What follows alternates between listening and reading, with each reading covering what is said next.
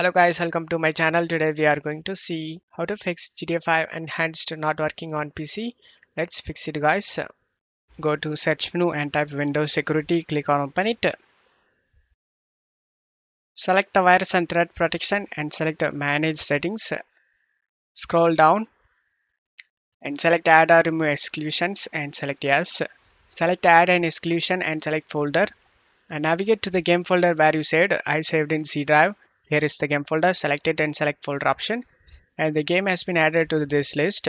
Go back, again go back and select this protection history option, and you just need to click on this threat found and select yes option.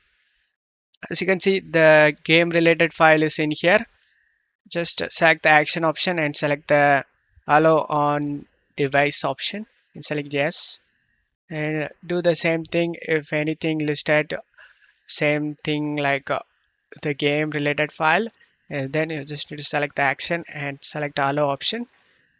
Just need to check by clicking on one by one, and after restoring it, just to close tab here and launch the game.